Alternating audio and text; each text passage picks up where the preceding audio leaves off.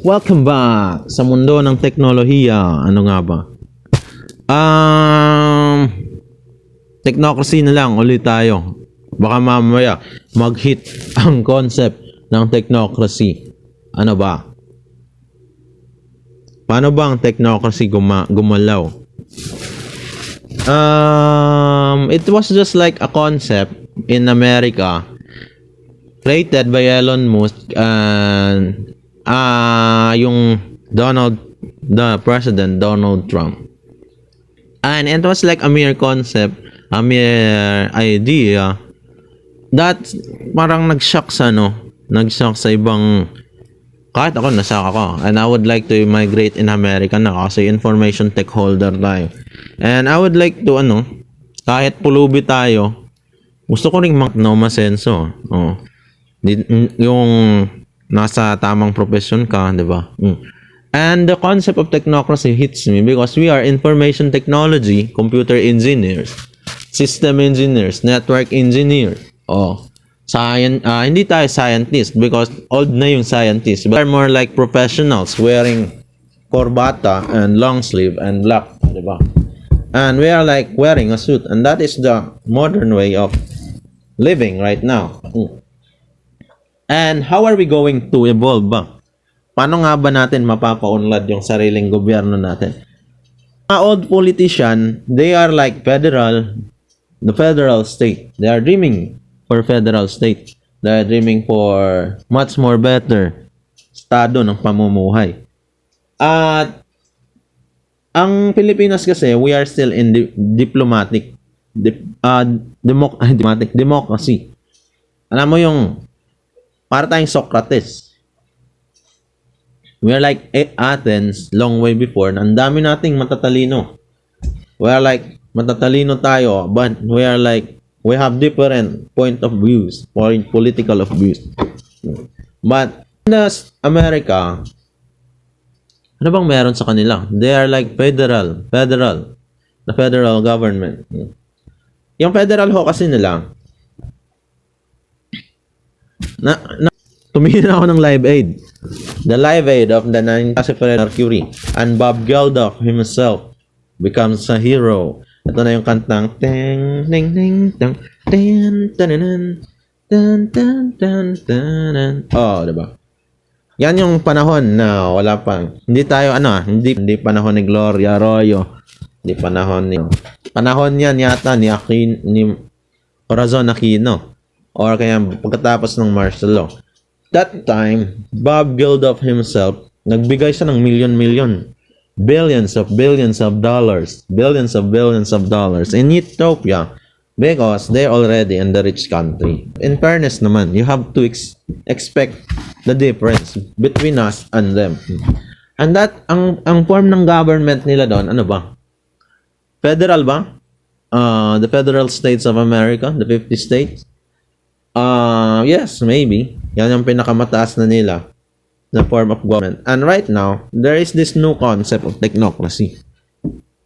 Sa Pilipinas, tayo naghihirap on a democratic form of government. Democratic, kasi nga ho, alam mo na, di ba?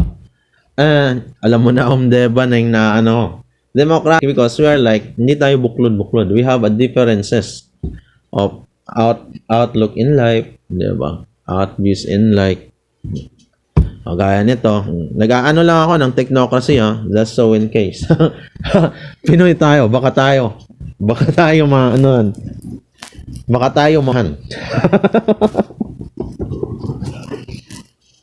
Last year kasi, nakakainis eh. Ito yung gipit ako na naputang ina ako ng mismo nung alam mo na. And nag-draw ako. I just draw it on my note. Then the year later, lumabas yung product. Sabi ko, putang ina to. So, lumabas yung concept ng smart eyeglasses. And right now, they all are wearing smart eyeglasses. But not here in the Philippines. Nakakaputang shit, no? But not here, boy. Sabi ko, shit. Nagsulat nga kaya ako. And after that, alam mo na, yung utak ng tao kasi, it's like it was like parang infinity stone siya na break mo and then you will see its true color. And nagsulat ako ng technocracy. It is a mere concept of how government should use technology. And boom, shit na naman. Ito na naman si America. And ang sabi ko, gumawa ka na lang kaya ng vlog. Ayan. Ito, gumawa ko ng vlog ng sarili. Hindi ako pwedeng tumawa kasi pangit. Ang sabi ko, set. Naunahan na naman ang Pilipinas. It's like I'm here, nag-give sa'yo ng a mere new concept of, modern form of government. Kasi ako, in fairness there is no human involved on it. There will be no human involved on such form of government kasi nga teknolohiya. At na-discuss ko na yan long way before. Even in the Pilipinas, kahit dito sa Pilipinas kahit itanong sa Department of Information Communications Technology, sila yung nauna, they are already in the 50s or 40s, 30 years old ako. It's just a concept naman. And even them would like to agree siguro that there is a chance na instead of federal form of government tayo, let's just head to technocracy because it involves economy. The economy, the money, the servers. Kahit yung malls ninyo, Glorieta, you have, the G-malls in Davao, the G-mall, the SM, Robinsons, lahat yan, at the 12 midnight, kaming information technology yung magmamanage nan. And that's your economy. Yung ngayon, ang updated ko is, he was like to modernize. Nakaka-nice, no? Kasi lumalabas yung pagka-engineer natin We are like itself the engineer, no? The system engineers. Tayo yan, information technology. And nakaka-proud lang kasi kakapasok lang ni Secretary Aguda and he would like to modernize your MRT, LRT stations and how you pay for it. So, ang sabi ko, yung malls natin all over the Philippines from Luzon to Mindanao are being managed and run on servers. Etong MRT at LRT maglalaro na ng moderno. And we are like the engineers kasi tayo. When we graduate information technology, we have the bachelor's degree. Nakapagawa tayo ng mga system. And boom! He would like to modernize the MRT and LRT. At in technocracy kasi, eto tayo, mga IT, the system engineer, the infotech, the system the software development. At pag i-modernize na yan ng DICT, sabi ko, subukan mo ngayang magpunta ng LRT. Gaano kahaba yung pila dyan sa Cubao Station mo?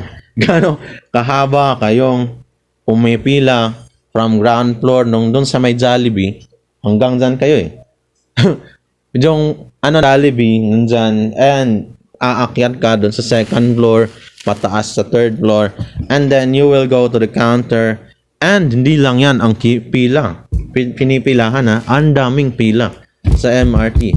And imagine, pag swipe kayo ng swipe, in 1 hour, para kang naka-peak season ng mall, and ilang patak ng pera ang nandun. So, ang mangyayari nun, ang millionaire. Di ba? And that's how technocracy works. There's no human involved. It's just a mere system na ginawa ng tao para mapadali yung proseso. And in fairness naman kung magte-technocracy ang Pilipinas, sabi ko, wag mo muna kasi mamamatay yung mga corrupt na politiko. Mawawalan sila ng posisyon sa gobyerno, mawawalan sila ng sweldo, mawawalan sila ng puwang sa buhay. Instead, system, computer ang papalit sa kanila, and they're like, tangin na, wala nang politiko sa buong Pilipinas. Wala na, kasi nga, computer generated na.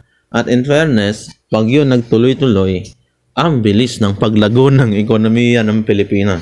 Kasi nga, wala na kayong Mayor, vice mayor, kapitan, barangay captain, kagawad, lupon na binibigyan ng sweldo. Oh, binibigyan kayo ng malalaking sweldo na walang nangyayari. Walang nangyayari. Pasensya. Oo, mayaman kayo, yung mayaman kayo sa mga sweldo. Pero maraming naghihirap, pare ko. Maraming naghihirap dahil nga, ayun, nawawalan ng trabaho. Kayo yung nandyan sa gobyerno, nagtatagal kayo ng 20 years, 30 years, pati yung mga officials ninyo, 20 years, 30 years. Oh. Kayo yung mayaman, yung mamamayan, humihirap. Nung nag-boom yung technocracy, sabi ko, sayang, nabuhay sana si Iron Man. At ang mangyayari sa gobyerno nun, instead na human yung transaction, alam mo na yung bayang digital ni Pangulong Bongbong Marcos. Oh, yan ang mangyayari. They are like accepting professionals na. Instead na corrupt politician, they are looking for engineer. The engineers, hindi tayo scientist na, ha? Iba yung trabaho ng scientista. Ito tayo mga professional, IT, system engineers, network engineers on the government itself. At wala tayong makukuhang malalaking dirty money niyan. Oh. Wala kasi nga it is allocated on the progress. Oh. At ang mangyayari nun, wala nang magkano bang sweldo ng mayor? 100,000 yata to 150. O yung vice 75 o to 50. O yung mga sunod-sunod niyan, instead na ganyan yung sweldo ninyo a month, diretso na yan sa gobyerno. Kasi nga wala na kayong silbi. And it was modernized in the form of systems, operating system, software. So na yung that's it. Anong gusto ng mamamayan ngayon? Let us vote. And the server says here, then let the allocation point be set on the one. And tayong mayor, wala na tayong, ay meron siguro, but it's like, ito nga yung parang inborn na concept. It was like a mere concept by, sino ba yun? Estados Unidos yata, to modernize their new form of government because they would like to make America great again. I-out ko to kasi baka mamaya i-out ko to kasi it is another chapter dun sa portfolio ko. I will call this as Philippines concept of technocracy. What is technocracy? A new form of government na, alam mo na, it was just a mere idea and concept that would somehow highlight the economy, not the corrupt officials. Yan ang nangyari sa Amerika na muntik na akong congratulations. Gusto kong mag-Amerika kasi hiring IT. Dito wala. Lahat ang daming IT. Ang lalaki na ng tiyan. Pero in fairness, hindi yan graduate ng walang-wala talaga. I-out ko to kasi nga yun na yun. At yan ang technocracy. We have 14 minutes of run. Kung itatanong mo, pwede na ba sa Pilipinas?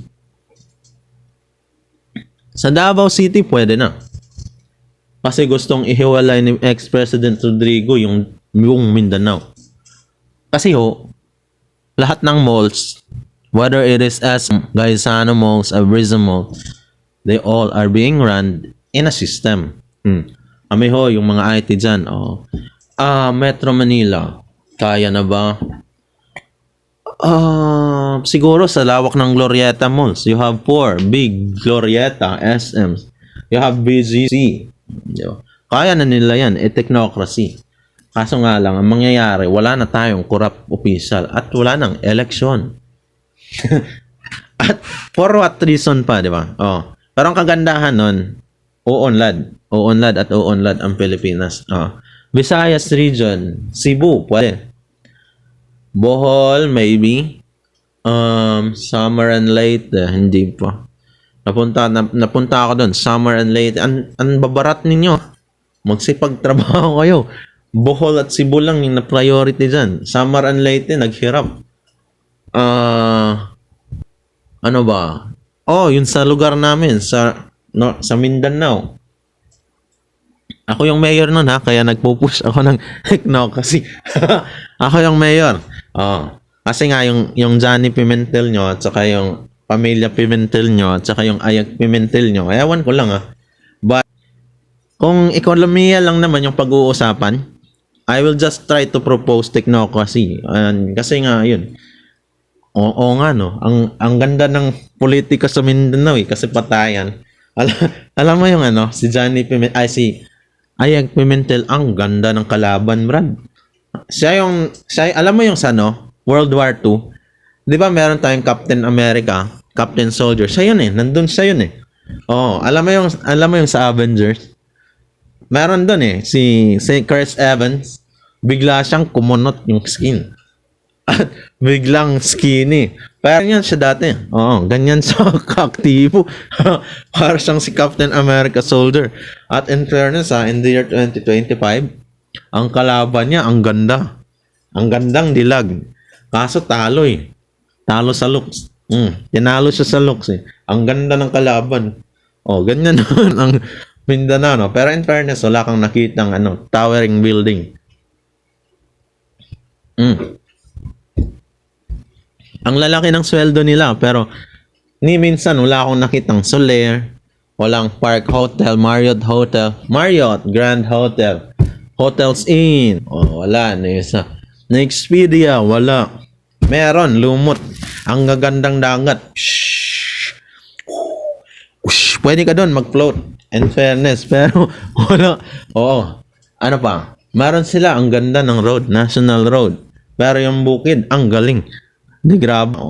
Hindi sila naawa sa amin. Ang galing sinabi kong mayor ako kasi nga gusto kong ako nang mag-mayor nun. Ang tatangan nila. Isipin mo to tangina, napunta ako sa public government. Yung lugar na yan kasi maraming kahoy. Hindi man lang sa naglagay ng pang wood industry. Hindi niya nila inisip yung wood industry na yun, yung mga lumber, 2x2. Sa lugar na rin yan, maraming palkat. Alam mo yung palkat na tree? Yan yung pinaka-rare. Naging botes ako. Yan yung pinaka-rare. Super rare na uri ng punong kahoy na hindi mo pwedeng gawing 2x2. Ang pwede dyan, plywood. Ang barat ni Governor. Sabi ko, Brad, awa ka. Malapit nang mamatay Amerika. Gawan mo noon ng lumber industry yan. Yung palkata, pang plywood yan Ginagawang, yung pinakamanipis niyan, pwedeng napkin. Pwedeng gawing Pero wala wala. Walang nangyari sa gobyerno dun. Kaya nga nagre-reklamo ako para kung nagwewelga sa sarili kong YouTube channel. And I'm proposing form of government. Then, boom! America sets in. Sabi ng American, di pwede to. Sabi ko rin, di rin pwede yun sa amin Kasi, wala Yung mga uncle ko mayayaman, pero ako, ang barat nila sa akin, Brad. Yung uncle ko may business, gasolinahan, may koperahan, may alam mo na kung ano-anong business. Ako, Brad, wala. Ang business ko looks. Looks lang ang business ko. Hanggang looks lang ako. Yung utak wala zero. Ganyan sila kabarat And I'm proposing this new form of government naman. Pinapaspread ko because I hate them so much. I really hate them so much. Kasi it is a no joke. Namulat ako sa panahon ng 1993 to 2000, nakita ko yung pag-unlad. Pero tangina, parang Ilog Pasig. Alam mo yung inabuso? Ang galing ng amoy, anlansa. Kaya ngayon yung politician, panay kong tawa. At naidagdag ko lang sa'yo kasi gusto kong mag-mayor Baka mamaya kung mag-mayor yan. At least alam mo na yung dirty money at saka yung At alam mo na yung concept ng technocracy. Kasi In technocracy kasi, lahat ng capitalismo, whether you like it or not, SM, the GMO, the Brizamo, the Robinson, lahat ng yan, they all are being running on a one network of server. At yan lang naman tayo, information technology. At tayo yung nagmamanage yan. So in a sense, it is already a technocracy. Yan ang Davao City. Manila pwede na. Naga, Leyte, hindi pa. Sa amin, hindi pa rin. Kasi ang network sa amin, iba eh. Hindi ba? Pwede yung lugar namin. But soon, maybe, di ba? Pag nag-technocracy na siya, napuno ng hotel yung, alam mo na, from Surigao del Norte to Surigao del Sur. Kasi ito yan, no, Mindanao. Alam mo yung puwet ng skeleton ng tao? Yung Luzon ang ulo eh. Kamay yung Palawan. You have the chan-chan on the Visayas. Doon sa Mindanao, we are like on hip don't fly. The hips don't lie. Ito yung kabaliktaran. Hips always lie.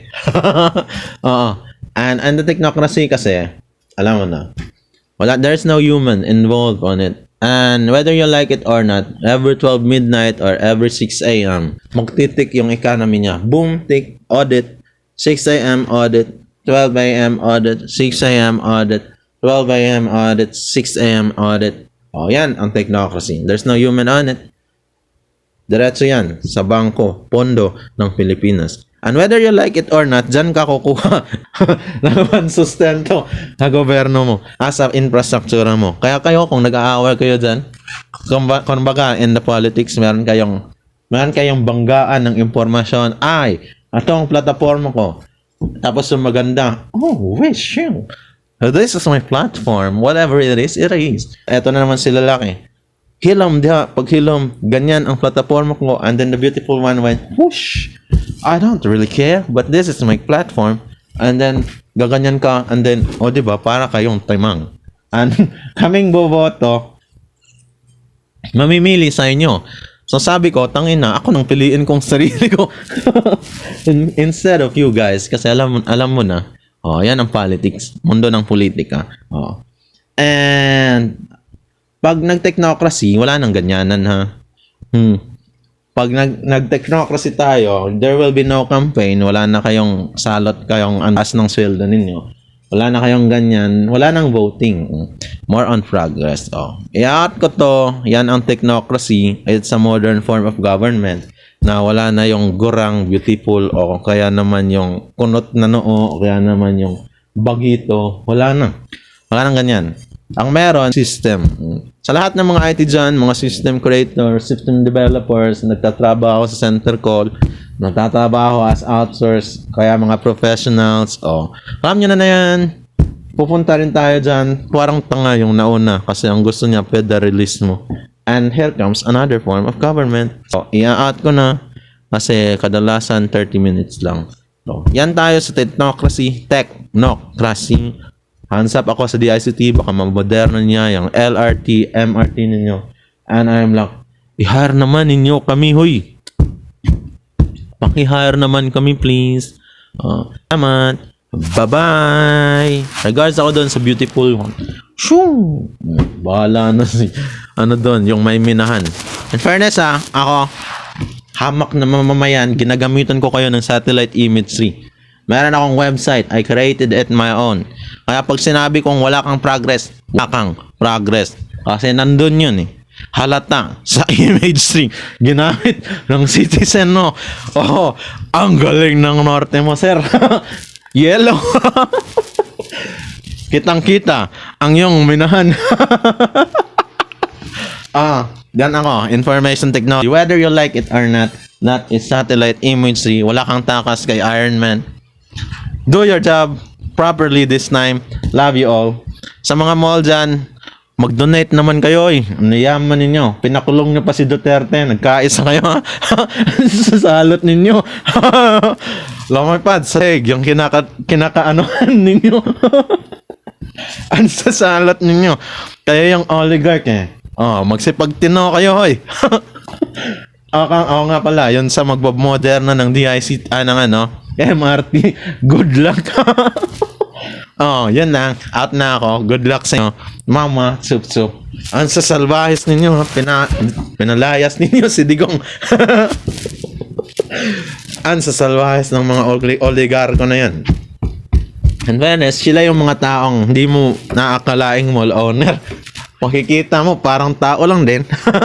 na nagko-commute, unlike, sasabihin mo, ha? You're in the circles, and sasabihin ko, oo. Yan lang. A message doon sa governor sa Surigao del Norte. Wala kang takas kay Iron Man. Ginamitan kita ng imagery. Halata doon. Halata doon yung minahan mo. Yellow. Yan na kami ngayon. Whether you like it or not, I will propose technocracy. Yan tayo. You have a negligence on duty. Bye-bye. Bye-bye.